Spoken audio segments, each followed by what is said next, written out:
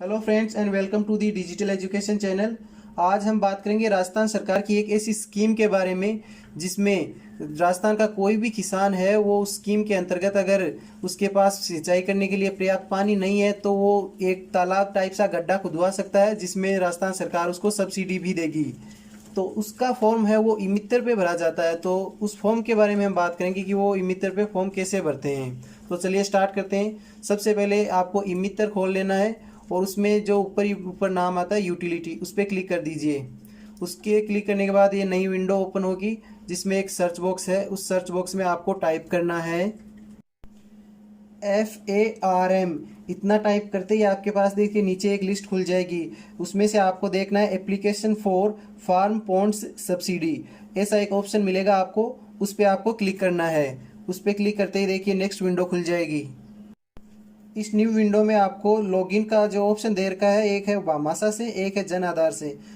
भामाशाह तो अब चल में रहा नहीं तो अब सबके पास जन आधार है। तो आपको जो पहला कॉलम दे रखा है enter your Jan Aadhaar number, इसमें आपको जन आधार नंबर एंटर करने हैं जो आप जिसका आपको फॉर्म भरना है। तो चलिए सबसे पहले यहाँ जन आधार नंबर एंटर कर देते हैं। इसके बाद आपको सबमिट पे क्लिक कर देना है और जैसे ही आप सबमिट पे क्लिक करते हैं नीचे नंबर 2 ओपन हो जाएगा, select one member from list. और उसमें उस भामाशाह में जितने भी सदस्य हैं उनकी सारों की लिस्ट ओपन हो जाएगी। और उस लिस्ट में से आपको उस व्यक्ति को सिलेक्ट करना है जिसके नाम पे ज़मीन है, जहाँ पे वो गड्ढा आप खुदवाना चाहते हैं वो ज़मीन जिसके नाम से है उस मेंबर को आप सिलेक्ट कर दीजिए और सेंड OTP पे क्लिक कर दीजिए। और जैसे आप सेंड OTP पे क्लिक करेंगे उस नंबर पे एक OTP चली जाएगी उस व्यक्ति के नंबर पे जो भी उसने नंबर दे रखा है भामाशाह में। उस नंबर पे आपको OTP देखनी है। वो OTP आपको नंबर 3 जो कॉलम दे रखा है उसमें OTP को एंटर कर देना है और एंटर करके वेरीफाई OTP पे क्लिक कर दीजिए। क्लिक करते ही आपके पास एक नई विंडो ओपन होगी। देखिए इस विंडो में आपको सारी उस व्यक्ति की पर्सनल डिटेल है वो शो हो जाएगी। आप यहाँ से सारी डिटेल है वो पर्सनल वो वेरीफाई कर लीजिए कि हाँ उसी व्यक्ति की है जिसका आप फॉर्म लगा रहे हैं। उसकी डिटेल्स आप यहाँ पे चेंज नहीं कर पाएंगे, आपको बस देखना है करेक्ट करने के लिए। और उसके बाद आपको करना है सेव एंड नेक्स्ट पे क्लिक। तो चलिए सेव एंड नेक्स्ट पे क्लिक कर दीजिए। तो फिर से आपको एक नई विंडो ओपन होगी, उसमें से आपको देखनी है बैंक डिटेल्स। ये भी आपको जस्ट वेरीफाई करनी है ये बैंक डिटेल जो आपने भामाशाह में दे रखी है वही यहाँ पे शो होगी। आपको देखना है कि कोई फॉर्म में गलती ना हो। अगर यहाँ पे कोई भी अकाउंट नंबर है, बैंक नाम है, बैंक का IFSC कोड अगर गलत है तो उसको सही करने के लिए सबसे पहले आपको भामाशाह एडिट करना होगा। भामाशाह में जो भी डिटेल होगी वो ही डिटेल यहाँ पे शो होगी। तो अगर भामाशाह में डिटेल सारी सही है तो यहाँ पर भी सारी सही आएगी। लेकिन अगर भामाशाह में कोई भी गलती है तो वो गलती यहाँ पर भी आ जाएगी, इसलिए सबसे पहले देखना है कि भामाशाह सही हो। तो चलिए ये सारी डिटेल वेरीफाई करने के बाद में आपको यहाँ डिक्लेरेशन का चेक बॉक्स है उस पर क्लिक कर देना है और कन्फर्म पे क्लिक कर दीजिए। उसके बाद जैसे ही आप कन्फर्म पे क्लिक करेंगे एक नई विंडो ओपन होगी। उसमें से आपको कुछ इंस्ट्रक्शन है जो आप चाहे तो पढ़ सकते हैं। और नीचे फिर से एक वो I have read all the instructions carefully का चेक बॉक्स दे रखा है उस पर क्लिक कर दीजिए और नेक्स्ट कर दीजिए। इस विंडो में आपको कुछ डिटेल्स है वो फिल करनी होगी। तो चलिए इनको फिल कर देते हैं। स्टेट ऑटोमेटिक ले लिया है। उसके बाद नेक्स्ट है डिस्ट्रिक्ट, तो डिस्ट्रिक्ट चलिए भर देते हैं जो भी आपका डिस्ट्रिक्ट वहाँ पे लगता है। उसके बाद आपको पंचायत है वो पंचायत समिति सिलेक्ट करनी है जो भी आपकी लगती है। उसके बाद आपको ग्राम पंचायत सिलेक्ट करनी है और ग्राम पंचायत के बाद आपका जो भी विलेज यानी गांव जो भी लगता है आपको वो गांव सिलेक्ट कर लीजिए। और नेक्स्ट कॉलम में आपको अपने पिन कोड यानी जिसका फॉर्म भर रहे हैं उसके पिन कोड एंटर कर दीजिए। अब देखिए नेक्स्ट ऑप्शन दिया हुआ है खाता नंबर, इसको आप ध्यान से देखना। आपको खाता नंबर में कोई बैंक खाता नंबर नहीं देने हैं। इसमें आपको जो आपकी जमाबंदी आपने नेट से निकाली है उसमें देखिए ऊपर दिया हुआ होगा नया खाता संख्या पुराना खाता संख्या। तो जमाबंदी में जो नया खाता संख्या दिया हुआ है वो इस कॉलम में भरने हैं आपको। और नेक्स्ट है खसरा नंबर और उसी जमाबंदी में आपको दिया हुआ होगा खसरा नंबर। अब देखिए आप जमाबंदी देखते हैं तो एक जमाबंदी में एक खसरा नंबर भी हो सकता है और एक से ज़्यादा 3, 4 या 5 खसरा संख्या भी हो सकती है। तो आपको सारी खसरा संख्या इस कॉलम में नहीं भरनी है। आप जो गड्ढा खुदवा रहे हैं वो जहाँ खुदवा रहे हैं जिस ज़मीन पे उस ज़मीन का जो भी खसरा संख्या है ओनली वही खसरा संख्या 1 डालना है आपको। नेक्स्ट B ऑप्शन है उसमें दे रखा है पहला फार्मर कैटेगरी। तो इसमें आपको करना है स्मॉल। और नेक्स्ट है फार्म पॉन्ड कैटेगरी सिलेक्शन, ये आपको ऑप्शन नहीं दिया है, ओनली एक ही ऑप्शन है, तो उसको आपको टिक कर देना 400 से 12 क्यूबिक मीटर वाले पे।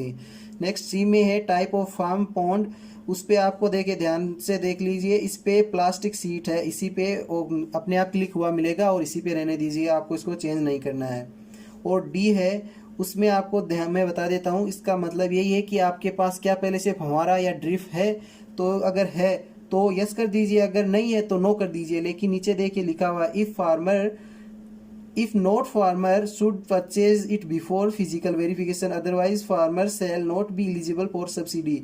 यानी कि आपके पास अगर नहीं है अभी तो कोई बात नहीं, लेकिन जब उस तालाब जो खुदवाया आपने उसका वेरिफिकेशन होगा फिजिकल, उससे पहले पहले आपको फव्वारा या फिर ड्रिप खरीदना होगा, अदरवाइज आपको सब्सिडी नहीं मिलेगी।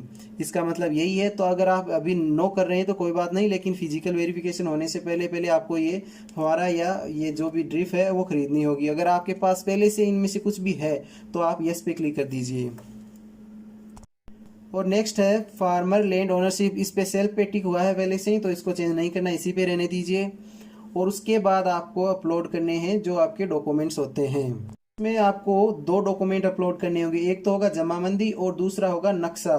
तो देखिए जमाबंदी नेट से निकालते हैं, वो नॉर्मली निकालते हैं, वो वाली नहीं करनी है आपको। यहाँ जमाबंदी वो अपलोड करनी है जिसपे तहसीलदार के साइन होते हैं, और वो जमाबंदी ई-मित्र से निकलती है और उसका कुछ चार्ज वगैरह भी लगते हैं, तो वही जमाबंदी आपको यहाँ अपलोड करनी है। बाकी कोई भी जमाबंदी है पटवारी से बनाई हुई या फिर जो बिना ई-मित्र के निकालते हैं वो वाली, वो सब यहाँ अपलोड नहीं करनी है, अदरवाइज रिजेक्ट भी हो सकता है। और नेक्स्ट है नक्शा, ये नक्शा है वो पटवारी बना के देता है और आपको वहीं से बनवाना है और यहाँ पे अपलोड कर देना है। तो चलिए ये डॉक्यूमेंट दोनों अपलोड करने के बाद आपको नीचे जो भी डिक्लेरेशन है उन दोनों पे टिक मार्क कर देना है, और टिक मार्क करने के बाद आपको कर देना है सबमिट पे क्लिक। और जैसे आप सबमिट पे क्लिक करते हैं एक वेरिफिकेशन विंडो ओपन हो गया आपके सामने। इसमें से आप सारी डिटेल एक बार फिर से चेक कर लीजिए, वेरीफाई कर लीजिए कि कहीं भी कोई भी गलती ना रही हो। अगर गलती रही है तो फिर से कैंसिल करके उस फॉर्म में वो जो भी गलती है उसको सुधार के फिर से सबमिट पे क्लिक कर दीजिए। और अगर इस फॉर्म में कोई भी गलती नहीं मिलती है आपको तो आप कंफर्म पे क्लिक कर सकते हैं। तो यहाँ कोई भी गलती नहीं है मेरे फॉर्म में, तो मैं कंफर्म पे क्लिक कर देता हूँ। जिससे ही हम कंफर्म पे क्लिक करेंगे एक ऐसी विंडो ओपन होगी जिसमें आपको फॉर्म का जो है वो प्रिंट आएगा, यानी कि एप्लीकेशन नंबर, ट्रांजैक्शन आईडी और जो सक्सेस हुआ है या फेल हुआ उसका स्टेटस जो भी है सब कुछ दिखाई देगा। इसको आपको फॉर्म को प्रिंट कर लेना है, यहाँ से प्रिंट का ऑप्शन दिया उससे प्रिंट कर लीजिए स्लिप को, ये आपको आगे जमा करानी होगी। उस स्लिप को प्रिंट करने के बाद आपको क्लिक करना है बैक टू कियोस्क, उस पर क्लिक करते ही आप वापस ई-मित्र पे चले जाएंगे। ई-मित्र पे आने के बाद में आपको फिर से वही करना है, फॉर्म लिखना है और फॉर्म के बाद जो ऑप्शन आ रहे हैं उसमें से application for farm pond subsidy पे क्लिक कर दीजिए और इंटर कर दीजिए। इंटर करते ही आप फिर से उसी साइट पे आ जाएंगे और उसमें फिर से वही प्रोसेस करनी है, आपको जन आधार नंबर एंटर करने हैं यहाँ पे जन आधार नंबर एंटर करने के बाद क्लिक करना है सबमिट पे, और वहीं से फिर से वही मेंबर सेलेक्ट करना है जो पिछली बार आपने मेंबर सेलेक्ट किया था, और फिर उसके नाम पे OTP चली जाएगी, वो OTP एंटर करनी है आपको। सेम टू सेम वही प्रोसेस है। तो चलिए मैं कर लेता हूँ जल्दी से,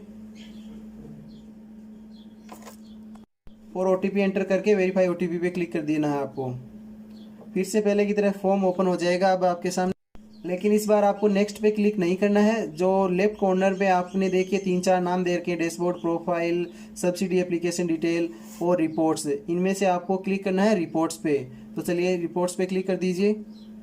इस पर क्लिक करते ही देखिए एक आपके सामने ऐसी लिस्ट से ओपन होगी जिसमें से लास्ट में एक्शन दे रखा है व्यू डिटेल्स, इस पर आपको क्लिक करना है। व्यू डिटेल्स पे क्लिक करते ही आपके सामने ये नई जो विंडो ओपन होगी, इसके सामने देखिए प्रिंट का ऑप्शन दिया हुआ है, यहाँ से आपको इस फॉर्म को प्रिंट कर लेना है। और ये अब ये 2 प्रिंट आ गए, एक अभी पहले स्लिप प्रिंट करी थी और अभी ये फॉर्म प्रिंट हो गया, यानी 2 ही प्रिंट आउट आएंगे यहाँ से। तो चलिए ये फॉर्म भरने की प्रोसेस कंप्लीट हो गई है यहीं पे। और अगर आपको इस स्कीम के बारे में सब कुछ डिटेल में जानना है कि इसको कौन कौन अप्लाई कर सकता है, क्या क्या डॉक्यूमेंट्स लगेंगे, कहाँ कहाँ फॉर्म भरने होंगे और किन को जमा करवाना है, ये सब कुछ सारी कंडीशंस अगर आपको जाननी है तो कमेंट बॉक्स में आप कमेंट कर दीजिए, मैं उस पर अलग से एक वीडियो बना दूंगा जिसमें इस स्कीम के बारे में सब कुछ डिटेल में समझा दूंगा आपको। तो चलिए आज का वीडियो यहीं ख़त्म करते हैं, मिलते हैं नेक्स्ट वीडियो में। Thanks for watching.